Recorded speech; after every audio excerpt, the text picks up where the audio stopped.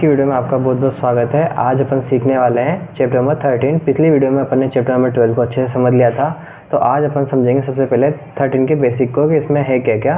तो देखिए सबसे पहले तो देखिए अपने पास जो चैप्टर है उसका नाम अपने पास क्या है 13। इस प्रश्नावली का नाम क्या है सांख्यिकी। इसमें ये प्रश्नावली में से आपके 1 नंबर के, 2 नंबर के, 3 नंबर के और 4 नंबर के सभी प्रकार के क्वेश्चन आते हैं। तो इस प्रश्नावली को आपको बहुत अच्छे से समझते हुए चलना है। बाद में इस प्रश्नावली के जब अपने सारी चैप्टर्स कंप्लीट हो जाएंगे तो अपन इसके सारे इंपॉर्टेंट क्वेश्चन भी करवा देंगे और इसमें से 1 नंबर के, 2 नंबर के, 3 नंबर के क्वेश्चन भी आपको प्रोवाइड करवा देंगे। तो आप बिल्कुल अच्छी प्रकार से सीखते रहिए। तो देखिए सबसे पहले अपने पास माध्य ज्ञात करने की कुल कितनी विधियाँ हैं। अपने पास माध्य ज्ञात करने की कुल अपने पास 3 विधियाँ हैं। पहली है प्रत्यक्ष विधि, दूसरी है कल्पित विधि और तीसरी है पग विचलन विधि। ये अपने पास 3 विधियाँ हैं। तो देखो सबसे पहली जो विधि है उसका सूत्र अपने पास क्या होता है, सिग्मा एफ एक्स बटा सिग्मा एफ इसका सूत्र होता है क्या, ठीक है। और सबसे आसान विधि मानी जाती है वैसे ये कि सबसे पहले अगर प्रत्यक्ष विधि का अपन प्रयोग करते हैं तो देखिए इसका जो सूत्र होता है अपने पास सिग्मा एफ एक्स बटा सिग्मा एफ होता है। बिल्कुल आपको ये इसी प्रकार से बनाते हुए चलना है। उसके बाद देखो कल्पित विधि आती है। कल्पित विधि का जो अपने पास सूत्र होता है वो होता है ए प्लस सिग्मा एफ डी बटा सिग्मा एफ। ये इसका अपने पास यहाँ पे इसका सूत्र होता है। तो आप बिल्कुल आप इसको भी अच्छे से नोट डाउन करते हुए चलिए।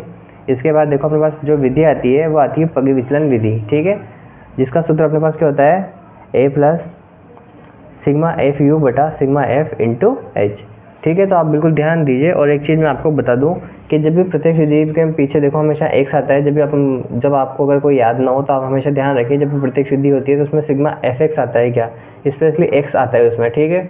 और जो कल्पित विधि होती है उसका जो पीछे जो सिंबल होता है उसमें डी आता है, ठीक है। तो आप ये भी ध्यान रखें भाई, आपको भी कन्फ्यूजन ना हो कि भाई प्रत्यक्ष विधि का सूत्र कौन सा होता है। तो जिसमें प्रत्यक्ष विधि में जिसमें पीछे एक्स आ जाए, कल्पित विधि उसमें पीछे डी आ जाए और पग विचलन विधि जिसमें पीछे यू आ जाए। तो आपको हमेशा ध्यान रहे कि जिसमें अपन डी निकालें उसमें अपन को कल्पित विधि होती है और जिसमें अपन पग विचलन विधि वो होती है जिसमें अपन पीछे यू निकालते हों, ठीक है। ये यू कैसे निकालते हैं आपको आगे समझ में आ जाएगा। जब इसके अपन क्वेश्चंस करेंगे तब आपको ये बहुत अच्छे से समझ में आ जाएगा, ठीक है। तो ये तीनों सूत्र आपके बड़े इंपॉर्टेंट है और यहाँ से भी अपने एक 4 नंबर का क्वेश्चन पूछ लिया जाता है पेपर में। तो आप इसको बिल्कुल अच्छे से याद कर लीजिए सबसे पहले तो इन सूत्रों को, ताकि जब अपन इसके सवाल करें तो आपको वहाँ पे कोई दिक्कत नहीं आएगा, ठीक है। इसके बाद अपन बात करते हैं अपने सूत्र के अगले सूत्र की तरफ, जिस सूत्र को अपन बोलते हैं बहुलक वाला, ठीक है।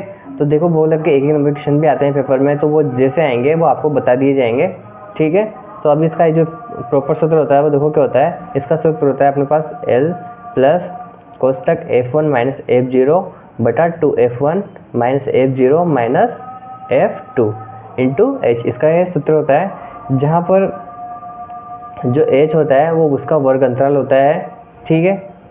ये आप इस चीज़ को अच्छे से समझते हुए चलिए। L यहाँ पे अपने पास जो होती है बहुलक वर्ग की न्यूनतम सीमा होती है।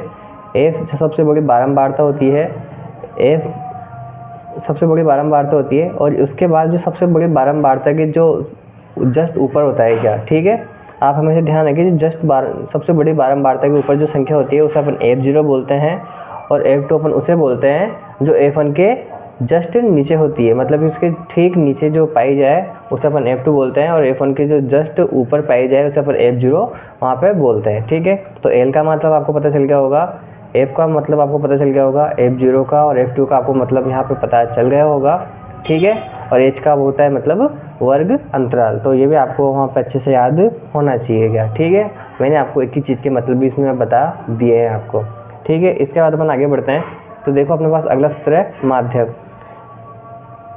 माध्य को जो अपन डिनोट करते हैं, मतलब अगर कहीं पूछ ले कि अपन से एम का मतलब क्या होता है तो आपको ध्यान होना चाहिए कि एम का मतलब वहाँ पे माध्य होता है, जेड का मतलब वहाँ पे बहुलक होता है। तो ये जेड का मतलब हमेशा याद रखें कि जब भी जेड आ जाए तो आप हमेशा ध्यान रखें इसको बहुलक बोलते हैं। जहाँ पे ये आ जाए एक्स डैश, तो देखिए माध्यक में अपने इसका जो सूत्र होता है वो क्या होता है L प्लस एन बटा 2 माइनस सी एफ बटा एफ इंटू एच, इसका सूत्र होता है क्या, ठीक है। तो देखिए इसमें भी अपने पास वही सेम होते हैं। एच को अपन क्या बोलते हैं, वर्ग अंतराल बोलेंगे, ठीक है। एल को अपन बोलेंगे भाई माध्यक वर्ग की न्यूनतम सीमा। एन बटा 2 जो प्रेक्षणों का जो योग आता है टोटल, सी एफ का जब अपन मान निकाल लेते हैं उसको जब योग करके उसको जब अपन बटा 2 करते हैं, मतलब प्रेक्षणों का जो आधा कर देते हैं अपन, कुल प्रेक्षणों को जब आधा कर देते हैं उसको अपन n/2 का मान वहाँ पे बोल देते हैं। CF अपन जानते ही हैं, CF क्या होती है, जो सबसे बड़ी, C को अपन संचय बारंबारता के नाम से जानते हैं, ठीक है। तो इसी के साथ अपने जो सूत्र था वो यहाँ पे कंप्लीट होता है। F का मतलब अपन जानते हैं, F को अपन बारंबारता बोलते हैं, ठीक है। उसके बाद देखिए अपने पास एक सूत्र और है, ये आखिरी वाला, इसको भी आप अच्छे से देखते हुए चलिए। ये जब भी अपने वो किसी पिछले 1-2 साल से ऐसा भी क्वेश्चन अपने पेपर में पूछा जा रहा है, तो इसका एक सूत्र आपको ये भी याद रखना है। जब आपसे ये इस प्रकार से पूछ ले कि इसका माध्यक निकालिए और बहुलक निकालिए, अगर ये दो संख्या देके एक संख्या पूछ लेता है तो आप इसका सूत्र को अच्छे से याद रखिए। इसका सूत्र होता है 3 माध्यक बराबर बहुलक प्लस 2 माध्य। ये सूत्र अपने 1 नंबर में पेपर में पूछा जा सकता है, तो आप अच्छे से इसको याद करिए। इस सूत्र को आप थोड़ा सा हल्के में मत लीजिए, थोड़ा सा स्ट्रॉन्ग लेके इसको भी कंप्लीट कर लीजिए, क्योंकि यहाँ से भी अगर क्वेश्चन 1 नंबर का पूछ लिया, अगर आपको अगर वो नहीं आया तो फिर यहाँ पे 1 नंबर कटने के चांस ज़्यादा बढ़ जाते हैं। तो आप हमेशा प्रयास करें कि आप इस सूत्र को भी अच्छे से याद रखें, ठीक है। ये छोटी छोटी गलतियाँ हैं जो अपन नहीं करेंगे पेपर में, ताकि अपने पूरे नंबर आ सकें। तो आज की वीडियो में अपन ने प्रश्नावली 13 के पूरे बेसिक को अच्छे से समझ लिया है। प्रश्नावली का नाम सांख्यिकी था, और इसके जितने भी सूत्र हैं आपको अच्छे से लर्न करने हैं, ताकि जब अपन प्रश्नावली को पढ़ें तब आपको बड़ी ही आसानी से समझ में वो आ सके।